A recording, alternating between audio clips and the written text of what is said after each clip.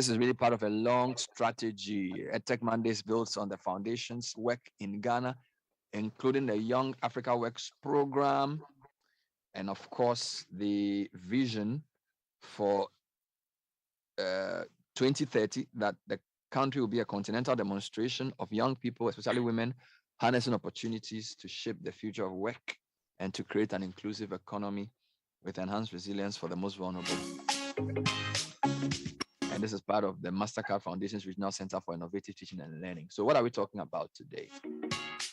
Well, today we will be reflecting on the very, very important subject of the power of technology to create a resilient educational system. Now, in May this year, the MasterCard Foundation Center for Innovative Teaching and Learning, hosted the Ministerial Forum in, they say it's Kigali, even though we call it Kigali.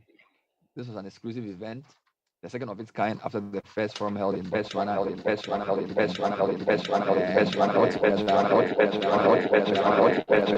When we come back,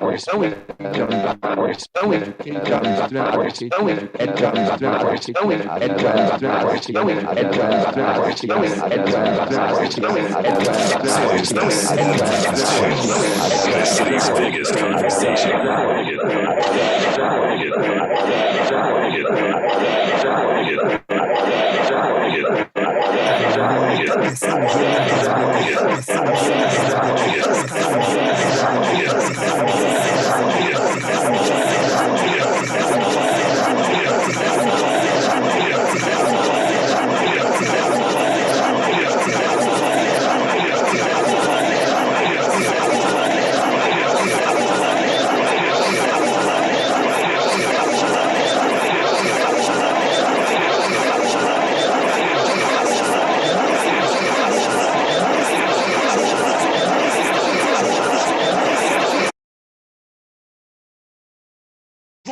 Terms and conditions apply.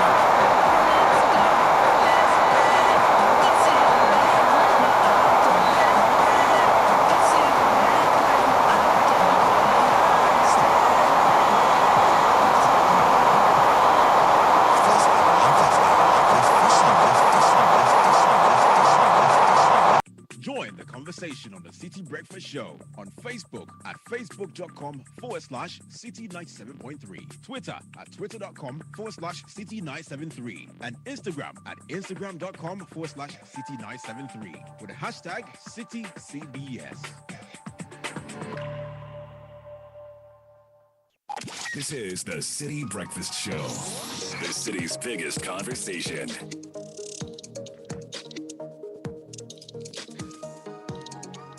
All right, so welcome to Edtech Monday for today, the 27th of June, and we're really looking forward to today's conversation. We're trying to get into how we can use the power of technology to create a resilient educational system. And as I said, this Recording is in progress. Conversations that were held in Rwanda and in a discussion. Recording on stopped. Using technology to build a resilient education system, which happened in Kigali. And I have three very important guests today. Richmond Ajiman Tutu is a teacher at Inkawe Senior Technical School. He's an arts teacher and also the organizing secretary of the Ghana Institute of Journalism Graduate Students Association, GRASAG. Richmond, if you can hear me, good morning. Good morning, Bernard. How are you doing? I'm doing great, please. Hope you too. Thank you very much. I also have a student advocate. She's the Women's Commissioner for the University or Students Association of Ghana. It's called USAG. She's called Amtu Ekumfi Ameyao. She is the Women's Commissioner, as I said, an advocate for the rights of underprivileged people, an ambassador for the involvement and inclusion of women, youth, and children, also a member of the United Nations Population Fund Youth Leaders Fellowship. Amtu, good morning. Welcome to Edtech Monday. Good morning, Bernard. Thank you for having me. I hope you are doing well. I'm very well, thank you. It is an absolute pleasure to have you on the show. And last but not least, I have the founding director at Young at Heart Ghana, Josephine Marie Godwill. Her organization is an Edtech social enterprise founded in 2013 to facilitate great learning experiences through cost-efficient hardware and interactive software for young people. And Dr. Godwill is also a geospatial engineer, a researcher, first female recipient of the Engineering Excellence Awards by Ghana Institute of Engineers, candidate for 2020 Africa Prize for Engineering Innovation Award. Is it a core fellow and a Mandela Washington fellow? So this is like really high-level superstar I'm dealing with. Josephine, good morning. Good morning, Bernard, and good morning to your cherished listeners. Coming from you, it's a privilege to be called a superstar. No, you are a superstar. You are a superstar. Thanks for joining us. So before we get into the conversation, I want to say to viewers and listeners, this is a live show. We want to hear from you. What are your experiences with EdTech? How have you tried to use technology to improve education at home or in school? Share your experiences. If you have any questions for my panel as well, we're very happy to hear. Our WhatsApp number is 054-998-6996. The number again is 054-998-6996. Edtech Monday is brought to you by the Mastercard Foundation and our partners for the series Meltwater Entrepreneurial School of Technology, MEST. Okay, so let me hear from Richmond. Richmond, tell me a bit about yourself. Tell us more about yourself and what you do, just so my listeners get to hear more about you. Thank you very much. I think you first of all got my name wrong there. You said Tutu, but it's Richmond Ajiman Jr. And I would describe myself as a dynamic person and someone with the creative qualities to face a global revolution. Visual communication, higher education, public relations, and information technology are my areas of my academic intelligence. Currently, I'm a teacher at Inkawe Secondary Technical and an IT support consultant to Data Sion Company. An active political student leader with past leadership positions from KNUST, National Service Personnel Association, and currently the organizing secretary for Ghana Institute of Journalism, GRASAG. I'm a curious person and always eager to acquire knowledge in many fields of study. Thank you very much. Wow, you are a very busy person, Richmond. Thanks for the correction. Amtu, tell us a bit more about yourself as well. Yes, please. Good morning again. Good morning to your listeners. So, as you rightly mentioned, my name is Amsa Kunfi Ameyao. I am a student leader I'm Youth Arguments Commissioner. You already mentioned that as well. I'm a fellow for UNFPA and Yoli Fellowship, Cohort 4. I'm very passionate and interested in women affairs, especially in the areas of inclusion and participation. And my relation to tech is I am lead for girls in ICT. So I don't have any tech background. Like I don't do science. I haven't done any tech program, but I'm just very interested. And I appreciate the fact that tech is like the new world. So it's how I'm girls in ICT lead. I believe that should be it. I'm very passionate as well. So provided I put my mind to it, like I try to do very well at it. Brilliant. I look forward to hearing your insights on the subject for the day. Thank you. Let's now hear also more from Dr. Godwill. Tell us a bit more about yourself for those who do not know. Yes, so I'm Dr. Justin Marie Godwell. I am the founder of an Edtech organization called Young at Heart Ghana. I'm also a spatial scientist, which is a branch of science that focuses on understanding, analyzing, and modeling spaces, whether they are physical or virtual spaces. Now, the intersection between my work and training as a spatial scientist and the work I do as an Edtech founder meets at the development of accessible digital learning spaces based on considerations that have system-based highlights. So considerations such as the distribution of resources and infrastructure, as well as engagements with teachers, parents, and learners in a context-sensitive way. These considerations have informed the development of hardware solutions such as our portable ICT laboratories, also known as the Lab and Library on Wheels, as well as appropriate software like Anansi the Teacher that uses Anansi stories to teach STEM. So I'm very excited to be engaged in this conversation, and I am pleased that I have the opportunity to contribute to this discussion. Thank you. Thank you. So let me start with Richmond. You are the teacher on the panel. It's been 2 years, or we are in the second year since COVID, right? Have you been able to bridge the gap that existed when schools closed for almost a year and where we are now? Share your experience with us. Okay. The COVID-19 pandemic did set education back with the largest number of school closures. This was the greatest shock to the educational system in decades. And our secondary school level wasn't left out of the shock and its lessons. For Untitled Chapter school management, with the SRC, they provided a remote instruction platform using WhatsApp, but this was poor substitute for in-person learning due to the fact that most of our students came from rural areas with either no internet connectivity or access. So for me, when I got a chance to go back to the classroom, I introduced a flipped classroom where students then have the blended learning style, where I ask students to go home and complete a reading, and when they come back to the school, we do a problem solving in the classroom, either by doing a video show. So mostly I go to the classroom with my laptops, with my tablet, in order for students to also have first-hand information on new advanced lessons or new advanced strategies in for a course or a topic. Yes, so this is what we were able to do to keep the discussion going on for students to also bridge the lost time from the COVID era to now. So this is for Nkaria Secondary, and I can say very similar for a lot of secondary schools within your catchment area. Let me ask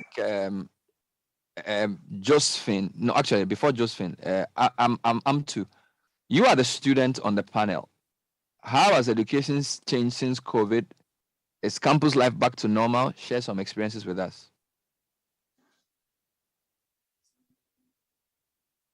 Okay, thank you very much. So when we went on, we had like a halt for some period of time. Then our university switched. We already had the systems in place for like online learning, but it wasn't as efficient because we still used to do a lot of physical interactions. So not too long after the break, we moved on to online learning platforms. And from the point of view of USAG, it happened in other member institutions, so KNUST, UDS, Amstead, Kumasi, Mampon campus, and all of that. Coming back to normal, I don't think education in the university is going to come back to normal, especially because aside of COVID making, should I say, heightening the necessity of using tech. I mean, we are in the fourth revolution, so tech is very important. So the schools are being very liberal and lenient in understanding that we need to switch from, should I say, a lot of the physical interactions to the online platforms. Doesn't mean that physical interactions haven't come back, but then now we have like a side-by-side educational system where we have some lecturers deciding to do their exams online or their IEs online. Some people, if they are unable to make it to physical classes, would send in their lectures via the online platforms and all of that. So I mean, it's very evident. We have seen it, and it was a drastic shift because it was COVID, and the universities were trying to make sure that they compensate for the time lost. So that's it. Thank you. Thank you, Dr. Godwill. Listening to the student and the teacher, and based on what I know you did during COVID, where, for example, you won some funding to support people harness the engineering and business skills for the organizations during the COVID time. You did a lot of things. From an outside-in view, what do you make of the way the educational system suffered the COVID shock? And from where you sit, do you think they've recovered well enough?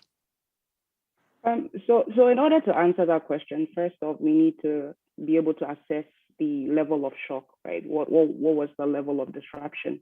The first point that we can all relate to is the disruption in learning time. So the amount of time dedicated to learning was drastically reduced because of school closures. So if you look at basic schools, for instance, school lockdowns occurred in March, and schools began gradually opening in about January the following year.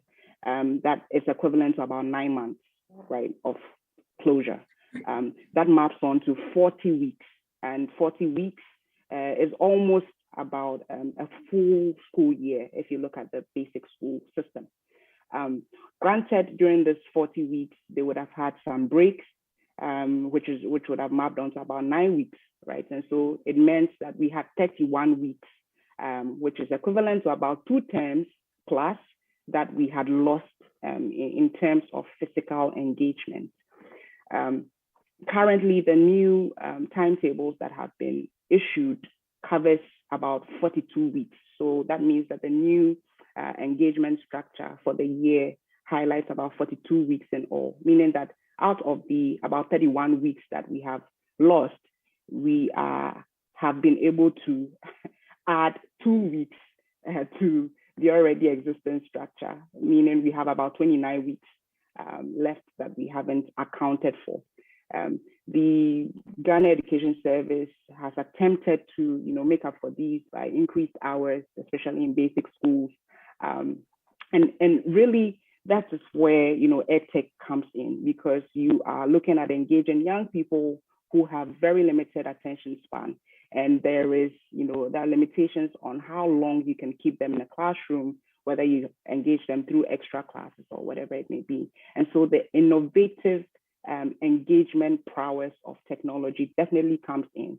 So what are the different ways we can engage, young people in a way that, stimulates their, creativity, allows them to learn for the extra times that we are trying to recoup, and also ensure that they are not bored or they are not treating education as a burden. And in our context, we've done that through, the engaging apps that we've developed. A lot of times we used, we had to use ad hoc measures like WhatsApp. A lot of organizations use WhatsApp, but it has informed the development in our case of, a discussion platform, for instance, called an Answer Hub that engages teachers and students as well as parents, because a lot of parents complained about, the safety of their kids on such, ad hoc platforms. And so, we are definitely scratching the surface of EdTech, but a lot of the initiatives at the government level have been focused on disseminating information rather than highlighting a conversation or a dialogue, especially at the basic school level. So to answer your question, I think that we are still in the process of trying to recoup that lost time. We are definitely not there yet, but systematically and structurally, there are initiatives by GES that seek to make up the lost learning time, but we haven't utilized EdTech to its best potential. And there really is a potential there, and it could be a game changer. I'll be happy to hear more later on how we can do this, particularly because of your work. But let me come to AM2. So as a student, you hinted that things will not get ever back to normal. I wanted you to elaborate a bit on that, because I'm trying to assess whether we are still dealing with the COVID disruptions in the sector or not, or whether we fully recovered. From a student perspective, are you saying you don't expect us to ever recover because it's changed the way we are going to learn forever? Or is there a period where you can say we're getting back to normal? Okay, so I wouldn't want to say that we wouldn't get back to normal, because I believe that even Ghana as a country is getting back on its feet, even though it's not as infectious as before. Now our cases are rising.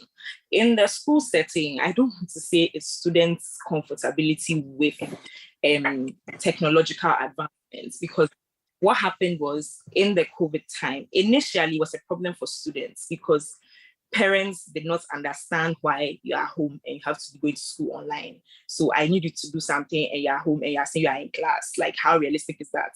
Then students became comfortable because initially, so University of Ghana has first class starting at 7:30. So you have to be seated by like 7:15, which means that you probably have to wake up at 6 o'clock or earlier than that if you're a slow person. You have to do all the bathing, eating, and all of that.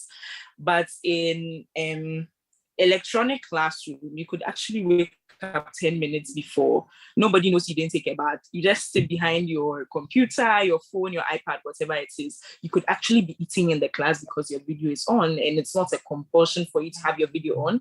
So students got to a point where they became very comfortable. I think from a student's point of view, our challenges with switching to that is sometimes we have issues with assignments, we have issues with examination, because obviously it's a system. Sometimes it can fail you, unlike where you yourself would go and sit down and you know that this is what you're writing, and when you know you are done, you are submitting.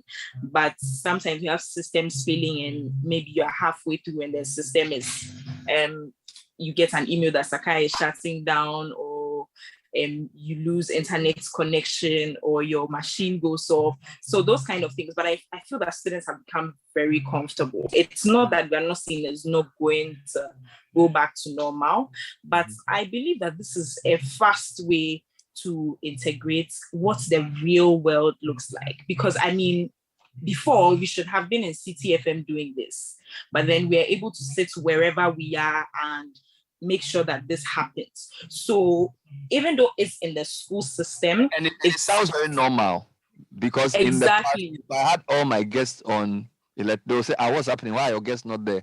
But nobody even asked anymore. It's very normal. Exactly. The first time I had an interview with you, it was actually supposed to be in person. That was at the height of COVID. And I was so devastated I wasn't able to get there. I had to park somewhere and do it online. That time I was hurt. But today when I heard it was online, I didn't even ask like, why am I not coming in person or anything? I'm just like, okay, so I just have to be on 10 minutes before, set up and go on. So I feel that the school system is just a reflection of what the reality outside is. Because certainly there are people that are doing like online school now. There are people that are participating in high-level conferences and they don't have to be there. So some way, somehow it's saving us time. It's more comfortable. But in a student's light for people that need to have physical interaction to understand. People need to be able to listen to you, see your face, understand what it is to understand. Those kind of students are really suffering from that kind of shift. Thank you. Let me come to Richmond. From a teacher's perspective, secondary technical in career, would you say we are still suffering from a COVID affected educational system, or from your perspective, we've recovered? Thank you. Despite the fact that most schools have reopened globally, the field of education is still recovering from the harm it has suffered and the lessons it has learned. Inequalities in teaching and learning over the years still remain same, since rural communities still lack access to internet here in Ghana. In order to access online educational platforms or materials, from practical to reading courses. Even as a teacher, sometimes I have the fear of marking scripts from students, because the assumption is, have these students contracted COVID that I would also have come in contact with if I'm to mark their scripts. So now the new trend to bring Edtech gives a paced recovery, but not entirely recovered. Fantastic. This is Edtech Monday, and we are live on City FM. We're also live on Facebook. Our topic for discussion is harnessing the power of technology to create resilient educational systems. I have a fantastic panel. You just heard from Richmond Ajiman, who is a teacher at Inkaria, a senior technical. So I was wondering how you would call your school. You know, is it Nkwas or Nkas or Nkasek or whatever? How do you call it in your school? NSTS. We are just the full name.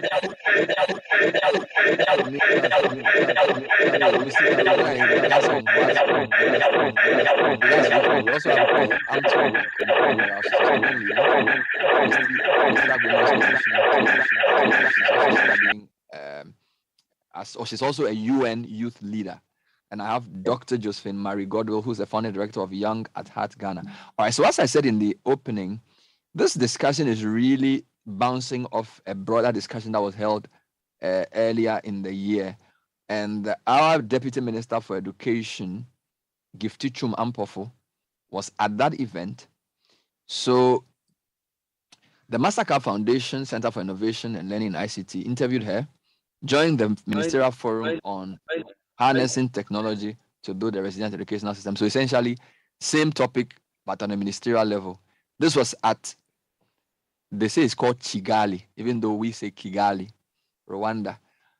Honorable Ampofo shared a number of interventions the government have put in place to ensure a resilient educational system. So here's just a quick summary of that conversation with Honorable Gifty Chum Ampofo. We now have the opportunity to talk to the Deputy Minister of Education, Ghana, Honorable Gifty Chum Ampofo. Welcome, Honorable Minister. So a pleasure to have you. I hope you've been enjoying the Ministerial Forum and finding it useful so far. Thank you so much for taking the time to talk to us about resilient education systems in Ghana. Welcome. Thank you very much, Suraj. Most welcome. We've talked a lot about the havoc COVID-19 pandemic created on education, on the loss of learning, and it negates so many positives that were made in education across Africa, across the rest of the world. I think the time is now to talk to people on what can we do? What can we put in place that mitigates the loss of learning, that allows possibly continuous learning? You know, how do we create a more resilient education system so that we can withstand shocks like these in the future? Thank you again. In Ghana, some efforts were done before COVID. We improved during COVID. And now we've put systems in place, as we said, resilience education, to ensure that, come what may, quality teaching learning hours will not be lost. And I'm happy to say that even during COVID, just a small percentage was lost. Notwithstanding our friends who, by all possible means, couldn't have access to radio, couldn't have access to television, couldn't have access to the internet. We're making a lot of effort to ensure that all these gaps are bridged. The Ministry of Education, working through the telcos and also with the Ministry of Communication, are working very hard to ensure that should we be hit by any form of pandemic, teaching learning will continue in a very flexible but useful and productive manner. For the Ministry of Education and her agencies, we have a whole agency being the center responsible for distant learning.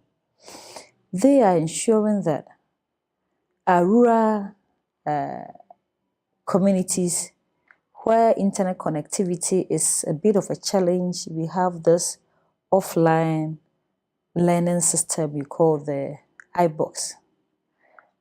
And now what we're doing with the Ibox is we're trying to expand the reach of the Ibox such that if you have one second cycle institution within a community, we're linking this Ibox to all the basic institutions within a certain radius to ensure that even though the basic schools may not have the Ibox, but they are linked onto the Ibox that we have in the one second cycle institution. And in Ghana, there's no districts without a second cycle institution.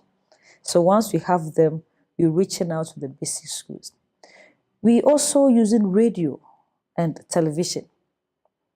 Even though we are post-COVID era, but we still have the e-learning on our television stations. A number of the stations, we still do classroom teaching where children will sit and even drop out. Some people that for some reason they drop out of school are also benefiting from the television e-learning that we have in the country. In addition to that, we're working through some partners where we're building ICT classrooms in all districts in the country. We have about 260 districts, administrative districts in the country. It's being funded by a company from Brazil. So they're starting to get at least every district will have at least 2 ICT learning center or ICT classroom where whether the teacher is present or not, we could reach our students where we could find them. Again, with the Ministry of Communication, they're doing what you call the rural telephony. They are leveraging on solar systems and also with the telcos to get improvements in connectivity in all our communities to ensure that we're not leaving anyone behind. Again, with the tertiary institutions, with the implementation of our free SHS, the numbers in our tertiary institutions are really increasing. So with leveraging on the telcos and also with the magic of internet, we have a system where lecturers at the tertiary institutions, some teach in real classrooms and some teach on virtual classrooms. So that sometimes you have lessons where the lecturer will be right in front of you teaching, and some of the lessons, the lecturer will be somewhere using the magic of technology to teach. And with all this, the universities have what you call the zero rating with the telcos. We have some arrangement with the telcos where cost of data wouldn't be an obstacle to students who may not be able to afford. So we have this zero rating. So when the student goes through the registration in the tertiary institution, they get online, taking advantage of the zero rating that we have with all the telcos that we have in the country.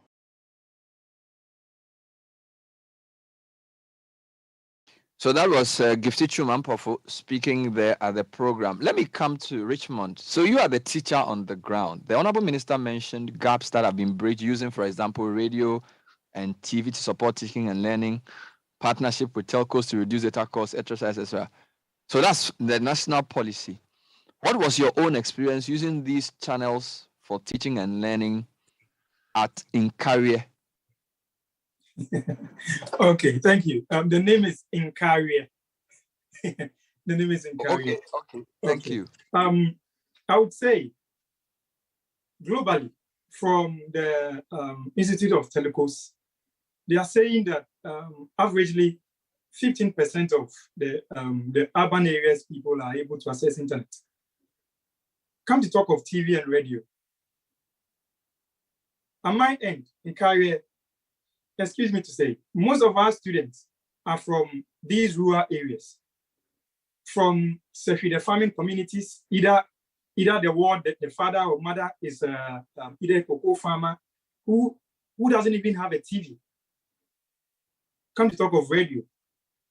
So these students, in a way, didn't have this chance of also learning on these platforms.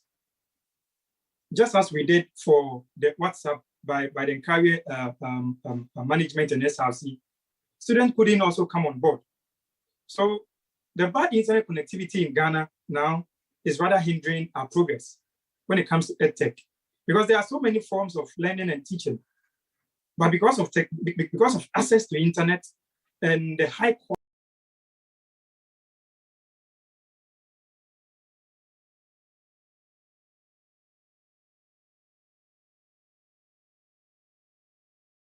the minister spoke about, the Ibox, to me, it's a good platform. It's just like a cloud system of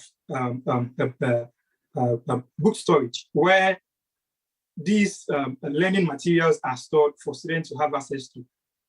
But the question I ask is the ministry always going to update them? The culture of Ghanaians or Ghanaian government initiative is we have bad maintenance. We don't update these platforms. So it's either going to be outmoded or later it's not going to be useful. So I'm proposing to the ministry, it's a good initiative that if they are going to, if they have implemented the Ibox, then I'm pleading with them that they should make sure that its update is constant, its maintenance is also constant, so that we don't lose revenue or we don't lose money on it. Thank you very much. All right. Let me come to Amtu. What about you? So radio, TV, I'm not sure you work for university. You're talking about reducing the data costs for university. So for the radio and TV, I unfortunately don't own a radio, so I can't speak on that. But I saw the TV a couple of times. And for different days and different times, they do primary school, secondary school, and junior high school as well. And they teach all subjects, but the ones I saw were science and math. And for the telcos giving us reduction or zero access and charges for data. Yes, my institution, University of Ghana, had a partnership with Vodafone. So University of Ghana students were required to purchase Vodafone SIM cards, register them with Vodafone, like to the NIA registration link thing. Then you register the SIM card under your student's portfolio on the schools. Should I say some data was credited to students every month? I unfortunately never accessed it because my registration was never able to reflect. But I know some students that benefited from it. And yes, some of the sites, so some online library, Sakai, and some other sites were zero data, and some research sites as well. So that I can attest to, especially because my institution made sure to go ahead with the partnership. And yeah, so that should be it. All right. Doc, I know during the COVID period, you had a project called the Project Care, where you did stuff like Anansi, the teacher, Anansi at home, and that type of thing. I don't know whether that will be your entry point into this question. So you were reaching deprived students, trying to help them get e-learning. So using the experience of some of the things you did yourself, How do you assess things like internet costs and all those things that the minister spoke about in helping to reach people during the COVID period? Yeah, so Bernard, like you rightly said, we launched a couple of programs, and it was really informed by some of the loopholes in the way we are approaching reaching areas that are experiencing a lot of inequalities, right? So the minister mentioned that there were going to be 2 ICT centers, for instance, dedicated to each district. You know that in Ghana, there are different types of districts. There are ordinary districts, there are municipal districts, there are metropolitan districts. Ordinary districts have about less than 75,000 people, municipal about 95,000, and then metropolitan, I think about 120,000 or so. And so if you are distributing these ICT centers 2 per district, you haven't even spoken about population density. So if you think about, Tamale, Metropolis and Accra Metropolis, and then you give each one 2. Accra has higher population density, meaning that more people will be able to reach this ICT center compared to people that are in Tamale. So, there were obvious loopholes around the broad stroke application that we were trying to approach accessibility with. And so what we did was to, through programs like Anansi at Home, look at offline measures and see what tools we can use that are, first of all, very accessible and cheap, and then also look at context-sensitive approaches. So for the urban child, we realized that smartphones, smart technology is synonymous to urban living and urban lifestyles. So how can a parent therefore allow their kid to use their mobile phone to learn? And we had an app that uses Anansi Story to teach them STEM, right? So that was for the urban child and a context-sensitive approach to reaching the urban child. For the rural child, we noticed that smart technology or smartphones might not be readily accessible. They might have to walk long hours in order to get to the ICT center. So what we did was to deploy mobile ICT laboratories. This is a mobile charging cart that has tools in it, and then the resources were offline. And so students could visit a site where this mobile cart was placed and then be able to conduct the activities together with their teachers. In other instances, we use things like village announcement systems, right? That is readily accessible, it's context sensitive, where you can play a lesson through these village announcement systems. Students can listen from the comfort of their homes and then get some learning done. So, while there were, very high level approaches towards, solving the issues, especially in rural context, and we realized that the work is done on the ground. And it's important to look at context and user sensitive solutions and not necessarily high tech solutions that might work in one context and not the other. So those were the experiences we had. In order to combat the data costs, for instance, everything we did was offline in order to ensure that these kids also had access to the right tools they needed to learn in the period where they had school lockdowns.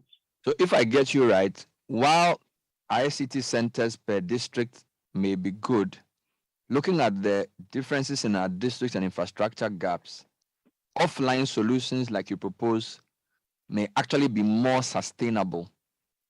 Yes. That's what I'm hearing from what you're saying. Precisely so. And then also highlighting the consideration of, decentralizing the level of access. ICT centers are great, but a district spans such a wide area, right? And not everybody will be able, you need to look at proximity. Not every child will be able to walk to this ICT center. So why not decentralize access, use community centers, use the King's Palace if there's a space where they can meet, use solutions like the mobile ICT laboratory, which can be wheeled into any existing space and convert that space into a learning space. So while we are still sort of approaching access from the level of let's build ICT centers, etc., we need to decentralize it to much more accessible areas and spaces within, especially rural communities, along with solutions that are offline centric and not focusing on online-centric solutions. Fantastic. I'm back to you. In Right. terms of the rural, urban, or the inequalities that exist. So what are your thoughts on how that gap can be bridged? Will things like offline platforms for learning work? Because again, if you're in Legon or Tech, it may not be the same as being in other tertiary institutions, which may not have the same level of internet penetration. Right. So what are your thoughts around bridging that inequality in access? So even before when Doctor was speaking, I identified with what she was saying because we had so many students who were unable to meet deadlines because yes, they might be in University of Ghana, but before we reported to school and we're having online classes, where people stayed, not everybody had the right level of internet connectivity. Some people would have to go to some ICT centers and all of that, and they might not be able to get there in time to participate in the class or submit their assignments and things like that. So I believe that the ICT centers are fine in as much as there's a lot more to be done because obviously we have to consider population. We also have to consider at the ICT labs, even providing the right services because it's at a place where there's poor electricity, there's poor internet connectivity and all of that. So yes, the idea, the picture is fine. And even from girls in ICT, the basic level is something that we do for the winners and all that. But then realistically, does the place have what it takes to support it? So I believe that the offline systems are fine. I am of the opinion that maybe high level the ICT space and like a lab or a hub and all of that, because obviously we are looking at it that we have to be fulfilling our technological advancements. But then before that, there's like a basis because now you can't be operating on edge network to get internet and make sure that it's working. So are the communities accessing 4G network or they are still on some 2G or 3G? All right. They have the electricity. So the minister was talking about solar systems. Yes, it exists. How many communities are accessing that now? So I think all of that should be looked at and we'll be able to access to bridge the gap. Even now we're struggling with connections. So imagine what will be happening. Exactly. Even with Richmond is delivering a lecture and he has to reach in a farming village. Richmond, what are your thoughts on bridging the inequalities? You are working in a I don't know if Nkaria is a rural area. It's not too far from Kumasi, is it? But at least it's not as privileged as Kumasi proper. So you can say it's less advantaged. What are your thoughts on how to bridge the gap? Okay. Looking at Nkaria per se, I am coming from Asqua district. That's where I grew up from. Asqua to be part of KMA, the Kumasi Metropolitan Assembly. So when it comes to things that we see within Asqua municipality, it wouldn't be same as Nkaria. Now, the ministry is doing an Ibox. Yes, an Ibox is good, but why don't they also bring in cloud repositories? When you go to KNOST, within the environment of KNOST, they have a repository where any moment you pick your laptop or phone and you sign on, you're able to access any material you want without even an internet access. And so if the ministry can also do a cloud repository and also work along with the internet providers to provide free link, that the service should be free, so that if students who have these gadgets should pick up their phone and just log on to just the name or the address, you're able to get materials or instructional materials for yourself. Also, the ministry can also introduce MOOC, that's a massive open online courses. Because one, these students that we teach now, let's say we are feeding them with materials that we have at hand. They can also go home and have one or two different skills on their own. So if the government is also able to put these MOOC courses onto its cloud service, it's going to also enhance education.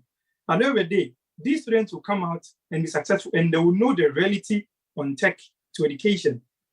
When 2019, 2020, when I was having my Master of Education at K University, it was the time that COVID hit. And I realized any moment we decide to go on the student learning platform, it's either there's a break, or the lecturer can't hear someone, or the lecturer can't even access it, because the training on Edtech is low. The training on Edtech, even on the teacher side, is low. So to bridge that too, we need to also initiate a learning platform for self-improvement under the teachers section.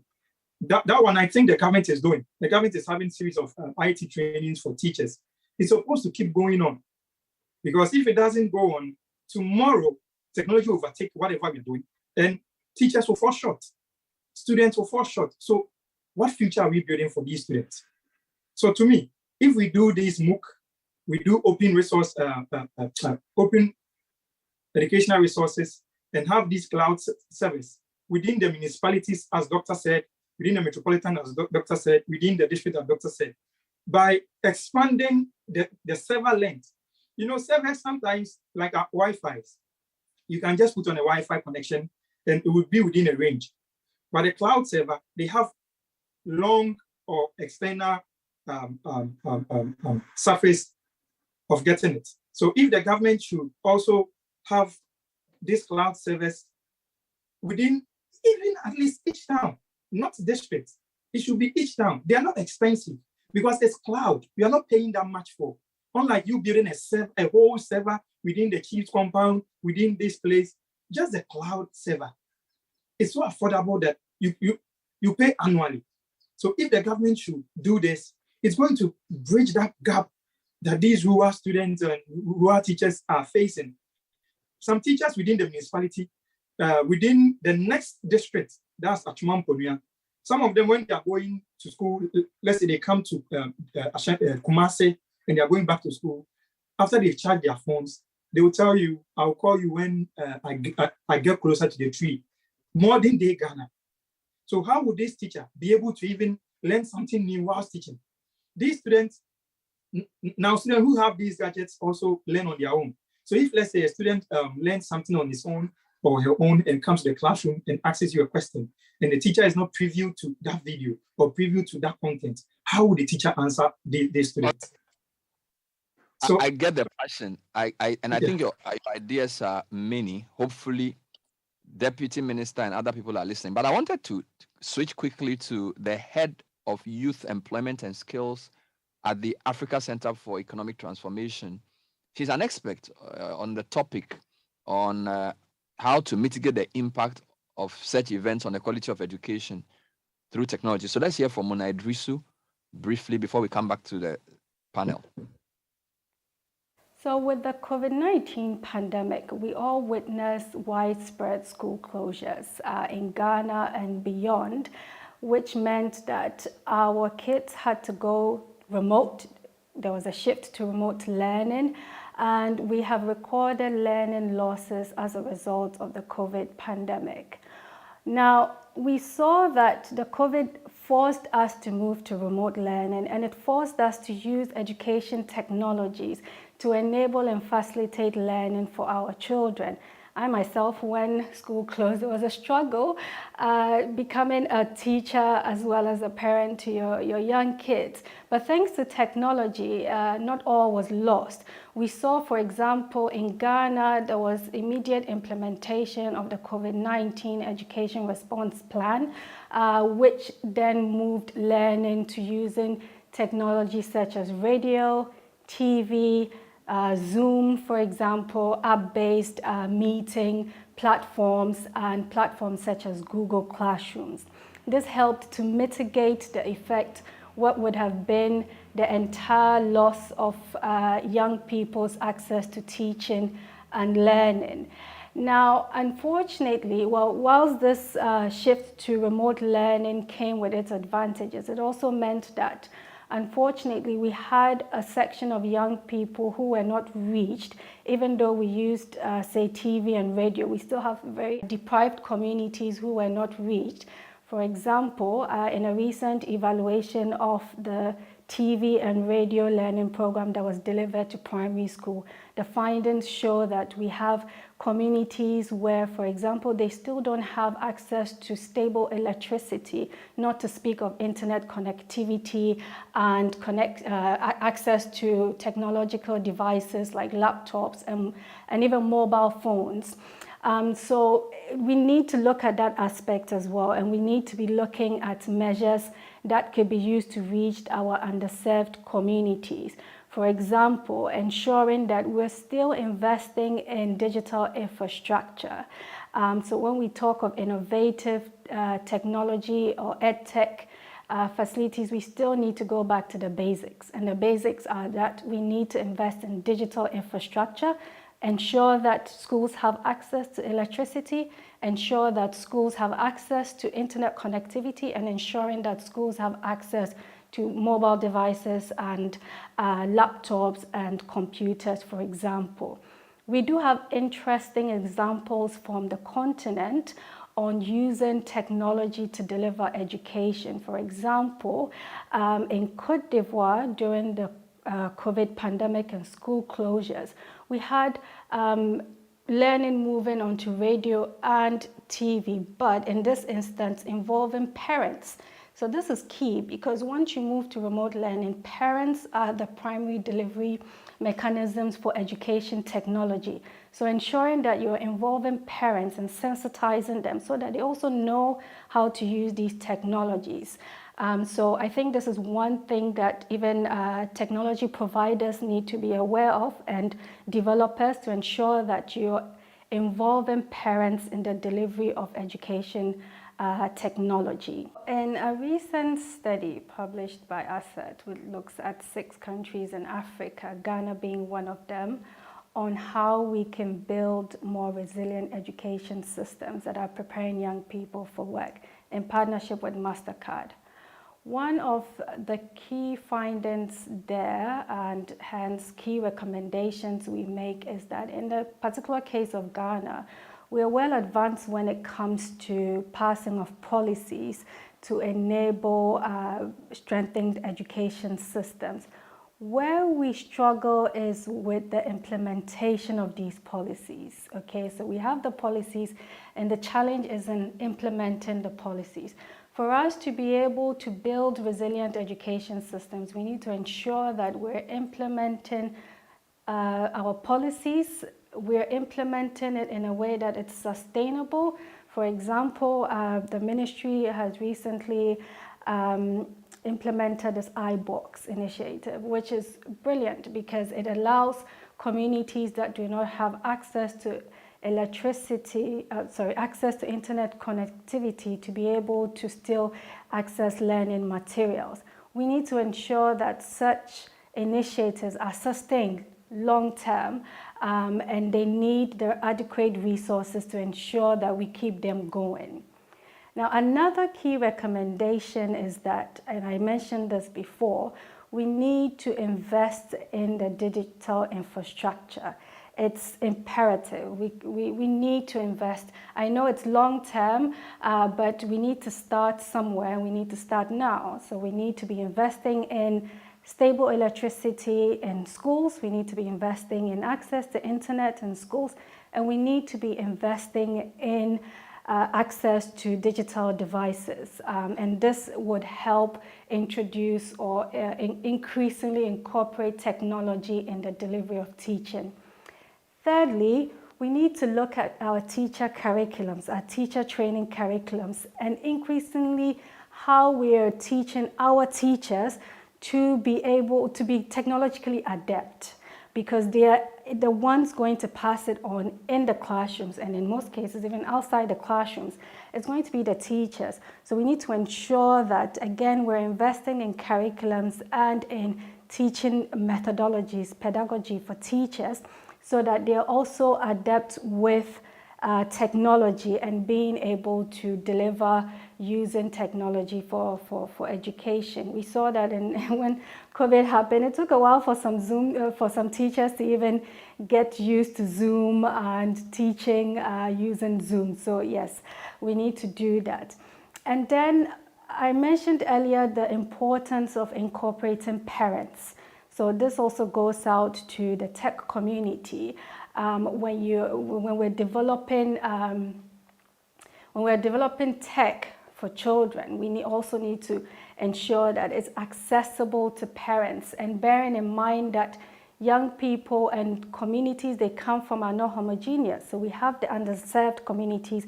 We still have children with illiterate parents. We have children with different abilities, for example. So if all the tech we're putting out for education requires visual or requires hearing, for example, we have children that do not have these, and so we have to be serving these different groups of communities and ensuring that we have tech that is able to reach everyone so that we're not leaving anyone behind.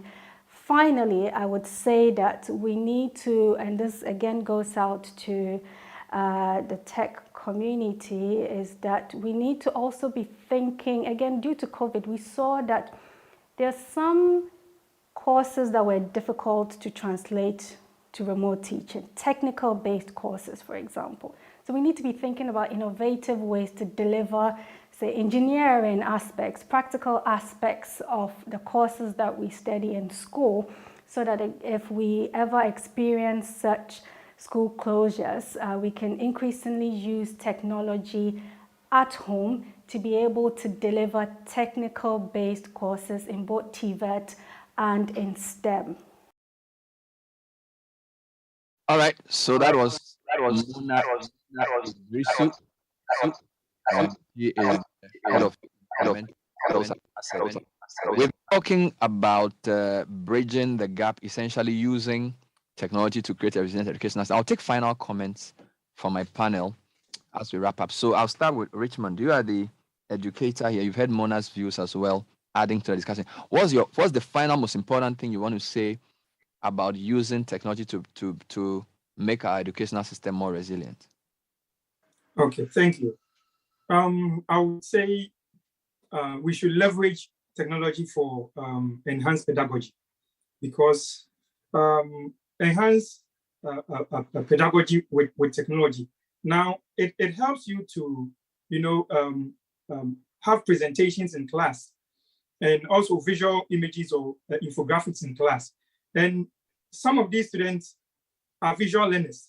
And by employing tools which enable them to display different types of information and content, they'll be able to retain the content in more authentic and meaningful way. And also, we need to also foster active discussions. That's using the net tools to get broader understanding on topics to elaborate more. And I would also admonish or plead with parents to also try and have this supervision or monitoring idea for the awards when they are using technology, for safe and responsible use of technology. Thank you very much. Thank you. Let me come to the student leader, Amtu Ekumfiameya. What are your closing thoughts for using technology to make our educational system more resilient? I would first of all like to commend the universities that have transferred or changed their educational systems. They are trying to adapt to technology. I would like to say that especially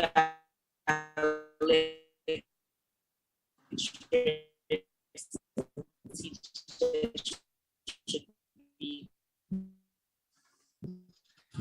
I'm struggling with your sound. Understanding of your connection highlights the challenge you face using and technology. I will encourage that. I will give the chance to Dr. Godwell and see when I come back to you. Please, can you hear me? Doc, what are your closing thoughts? So I would summarize my closing thoughts with 3 Ps. I think that in addressing the inequalities that we face, especially in rural and low-income contexts, it's important to look at proximity to resources, Amtu mentioned really, communicated really well that, there needs to be an assessment on where infrastructure is, what are signal strengths, where do we have electricity, where is electricity missing, so that we'll be able to design Edtech solutions that play to the strengths of the different places that there are. So if there's a 2G edge network in a particular village, maybe we should be considering things like voice messaging in trying to communicate to students there. And this is work that Young at Heart Ghana is actually doing with UCL, developing a framework to look at proximity to resources. The second P I would want to focus on is procedure. So how are we engaging parents? How are we engaging teachers? How are we engaging policymakers in striving to bridge the gap that exists in inequalities in relation to Edtech? Like we mentioned over and over again, it's important to develop solutions that include parents, right? And so parents should feel that the platforms that we are developing are safe. In our context, that's what Anase Hub does, a discussion platform that allows parents to be able to know what discussions are taking place on a particular platform. Teachers are able to engage as well. The third P that I would want to engage would be pedagogy. And teacher Richmond mentioned this. How are we developing context-sensitive platforms that hammer on the strengths of the African child? A lot of the times the Edtech platforms that are available are teaching our children cauliflower and broccoli as vegetables, which is fine. It allows them to expand their knowledge.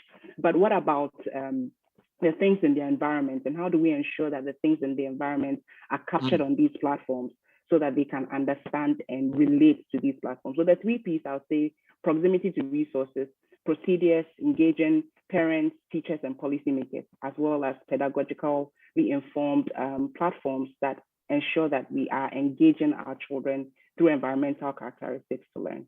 Thank you. Fantastic. Let me end with a quick comment from one of the listeners. Good morning, Bernard and team. This is Abdallah Nuama, a visually impaired MPhil student at University of Education, Winneba. I'm also an IT person who teaches persons with visual impairment how to use screen reader softwares and assistive technologies to access devices such as computers and phones. Personally, I've been using screen reader software for my education, especially throughout my first degree, but I've found out that the nation has not done enough to make education easily accessible to students with visual impairment. So I want to ask your panelists if they are aware of assistive technology for visually impaired people and what they've done individually to help them in that regard in this world of inclusive education. We will continue the discussion offline, hopefully under the Facebook stream, and hopefully you'll get an answer. But I want to say thank you to my panel. I had a rich panel. I had an educator in the person of Richmond Ajiman Jr., who is an arts teacher at Inkaria Senior Secondary High School. I also had Amtu Ekumfia Meow. She is a women's commissioner, USAG, and a student advocate. And then I had Dr. Josephine Marie Godwill, who is the founding director of Young at Heart Ghana. Thank you for listening. This program was brought to you by the Mastercard Foundation with support from MEST. My name is Bernard Avele. Let Edtech continue. Let's educate our future using technology. We'll see you next time. Bye-bye.